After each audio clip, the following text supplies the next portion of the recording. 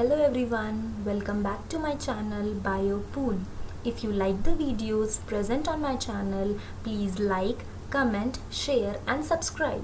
तो आज का हमारा टॉपिक है एपोमिक्सिस एंड पॉलीएम्ब्रियोनी। ये हमारी पार्ट 8 वीडियो है और अगर आपने पहले की 7 वीडियोस नहीं देखी है तो आप प्लेलिस्ट में जाकर देख सकते हैं। तो एपोमिक्सिस को हम एसेक्सुअल सीड फॉर्मेशन भी कहते हैं। एपोमिक्सिस एक प्रोसेस है जिसमें आप सीड प्रोड्यूस करते हैं विदाउट फर्टिलाइजेशन। तो इसे पार्थेनोकार्पी से कोई कंफ्यूजन ना रखें, क्योंकि पार्थेनोकार्पी क्या है? Formation of fruit without fertilisation. इसके बिल्कुल ऑपोजिट एपोमिक्सिस क्या है? It is the formation of seed without fertilisation. तो एपोमिक्सिस में होता क्या है? हम एपोमिक्सिस को कह रहे हैं कि एसेक्सुअल सीड फॉर्मेशन प्रोसेस है। इसमें ये जो हमने अभी तक सेक्सुअल रिप्रोडक्शन और इन फ्लावरिंग प्लांट्स में देखा कि मियोसिस होता है, गेमीट्स बनते हैं, फिर फर्टिलाइजेशन होता है, तो इन सबको ओवर पावर करके यहाँ पे एपोमिक्सिस बहुत ही डिफरेंट फॉर्म ऑफ प्रोसेस है जहाँ आपका सीड प्रोड्यूस होगा विदाउट फर्टिलाइजेशन, विदाउट गेमीट्स। यहाँ एग सेल जो है आपका, जो डिप्लॉयड एग सेल है, कुछ स्पीशीज़ में ये देखा गया है कि जो डिप्लॉयड एग सेल है वो विदाउट रिडक्शनल डिवीजन ही एम्ब्रियोज फॉर्म करता है। विदाउट फर्टिलाइजेशन वो एम्ब्रियो बनाता है। तो यहाँ पे मेल गैमेट की कोई ज़रूरत नहीं है और आपका सीड जो है वो जर्मिनेट होता है और वो जो प्लांट है वो मैटरनल क्लोन है, बिकॉज वो टोटली आपका जो फीमेल पार्ट है उसी से फॉर्म हुआ है, एग से ही फॉर्म हुआ है, क्योंकि यहाँ पे मेल गैमेट मतलब पोलन ग्रेन का तो कोई रोल है ही नहीं।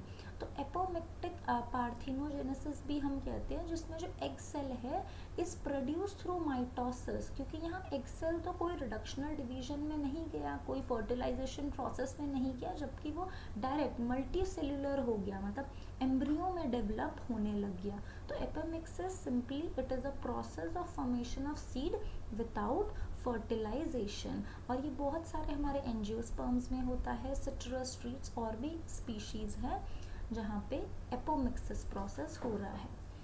और एपोमिक्सिस के बहुत सारे एडवांटेज हैं, क्योंकि आप एपोमिक्सिस में आप ऐसा सीड प्रोड्यूस कर रहे हैं जिसमें आपके हिसाब से कैरेक्टर्स हैं जो आपको चाहिए। हाइब्रिड कैरेक्टर्स जिसे हम कह रहे हैं, हाइब्रिड सीड प्रोडक्शन प्रोसेस है। यहाँ फार्मर्स को भी काफ़ी फ़ायदा होता है, क्योंकि ये हेल्प करता है to prevent the loss of specific characters. क्योंकि अगर सेक्सुअल रिप्रोडक्शन होता है तो हर बार हमें वो कैरेक्टर नहीं मिल पाएंगे, हर बार न्यू कैरेक्टर्स डोमिनेंट होंगे। और ये हो सकता है कि अगर इनब्रीडिंग होती रहे तो हमारे पास हार्मफुल ट्रेड्स भी सामने आ जाएं। बट हाइब्रिड जो आपका यहाँ सीड है तो इसमें सुपीरियर यील्ड मिलेगी, आपको सुपीरियर कैरेक्टर्स मिलेंगे। और एपोमिक्सिस उन सभी प्लांट्स के लिए तो बहुत ही ज़्यादा बेनिफिशियल है जिनमें फर्टिलाइजेशन नहीं होता है, जैसे एट्रेशिया और आपकी ग्रास फैमिली है, क्योंकि एपोमिक्टिक सीड जो है हाइब्रिड जो एसेक्सुअल रिप्रोडक्शन से बने हैं, ये एक टाइप का एसेक्सुअल रिप्रोडक्शन है ना। तो यहाँ पे कोई सेग्रीगेशन हो ही नहीं रहा है कैरेक्टर्स का, तो आपके जो भी ट्रेड्स होते हैं स्पेसिफिक वो प्रिजर्व रहते हैं। और हर बार फार्मर को सीड भी नहीं खरीदने पड़ रहे, वो उन हाइब्रिड सीड्स को ही यूज़ कर रहा है आगे, क्योंकि अब वो जो प्लांट है वो जो सीड प्रोड्यूस करेगा वो भी एपोमिक्टिक सीड होंगे, तो उनमें कोई सेक्सुअल रिप्रोडक्शन या मियोसिस फर्टिलाइजेशन इस टाइप का प्रोसेस हुआ ही नहीं, जहाँ पे आपके क्रॉसिंग ओवर होता है या न्यू हाइब्रिड कैरेक्टर आते हैं। तो हर बार आप सेम प्लांट से जो हाइब्रिड सीड्स प्रोड्यूस हो रहे हैं उन्हें यूज़ कर सकते हैं। नेक्स्ट आपका आता है पॉली एम्ब्रियोनी। तो पॉली एम्ब्रियोनी जो है ये काफ़ी, अब हम एनिमल्स के केस में भी यूज़ करते हैं। पॉली मीन्स मैनी, एम्ब्रियोज मतलब मैनी एम्ब्रियोज। तो अगर एक सिंगल एग से या एक सिंगल फर्टिलाइज्ड एग से अगर 2 से ज़्यादा एम्ब्रियोज आपके डेवलप होते हैं तो वो पॉली एम्ब्रियोनी केस कहते हैं। जैसे हम ह्यूमन के केस में से आइडेंटिकल ट्विंस भी कहते हैं। तो प्लांट के केस में क्या होता है, यहाँ जो एम्ब्रियो है ये डायरेक्टली डेवलप्ड होता है डिप्लॉयड सेल से अपार्ट फ्रॉम एग, या फिर वो एग से भी डेवलप हो सकता है या अपार्ट फ्रॉम एग, जैसे कि न्यूसिलस, इंटेग्यूमेंट, इन पार्ट से भी आपका एम्ब्रियो डेवलप होता है आउटसाइड द एम्ब्रियो सैक। तो ये आप देखेंगे कि इसे हम कहते हैं स्पोरोफाइटिक एम्ब्रियोनी, जिसमें स्पोरोफाइटिक सेल्स ऑफ ओव्यूल जैसे कि न्यूसिलस, इंटेगुमेंट, ये फॉर्म करते हैं आपका डिप्लॉयड एम्ब्रियो। तो एक तो आपके पास मल्टीपल एम्ब्रियोज आ सकते हैं जो नॉर्मल प्रोसेस है फर्टिलाइज्ड होके जाइगोट और एम्ब्रियो बन के। नेक्स्ट आपके पास जो मल्टीपल एम्ब्रियोज कहाँ से आ सकते हैं, स्पोरोफाइटिक सेल से। हम स्पोरोफाइटिक सेल्स यहाँ कौन से हैं, अपार्ट फ्रॉम द जाइगोट, जैसे न्यूसिलस या इंटेगुमेंट, ये वाले पार्ट हो गए। तो production of 2 or more embryos from a single seed is termed as polyembryony। तो जो एक सीड है वो एंजियोस्पर्म की कैरेक्टरिस्टिक है। सीड प्रोड्यूस होते हैं एंजियोस्पर्म में, पूरे सेक्सुअल रिप्रोडक्शन जो प्रोसेस है ना, हमने देखा पॉलिनेशन कैसे होता है, फर्टिलाइजेशन और ये सब चीज़ें। तो फर्टिलाइजेशन और पॉलिनेशन जो है इंडिपेंडेंट ऑफ वाटर, हमने देखा किस तरह से ये प्रोसेस हो रहे हैं। बट जो सीड फॉर्मेशन है ये बहुत ही डिपेंडेबल प्रोसेस है।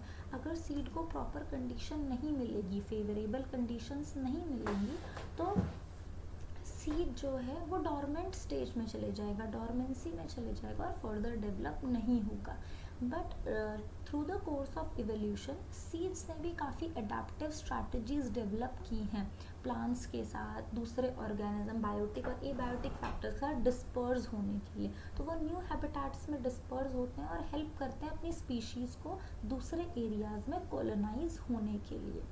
और सीड पे एक हार्ड कोट कवरिंग भी है, ठीक है, तो जो यंग एम्ब्रियो को प्रोटेक्ट करती है जब अनफेवरेबल कंडीशन हो।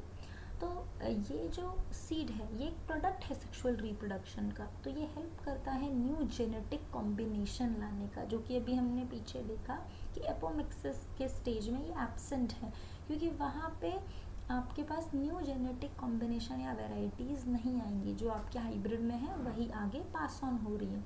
बट एक सीड जो कि सेक्सुअल रिप्रोडक्शन से प्रोड्यूस हुआ है उसमें काफ़ी न्यू जेनेटिक कॉम्बिनेशन आएंगे, क्योंकि पोलन और एग 2 डिफरेंट पेरेंट प्लांट से ऑब्टेन्ड होंगे। अब ये थोड़ी सी कुछ और एक्स्ट्रा इन्फॉर्मेशन जो आपके एनसीईआरटी में भी प्रोवाइड की गई है, क्योंकि सीड एक बेसिक कंपोनेंट है एग्रीकल्चर में।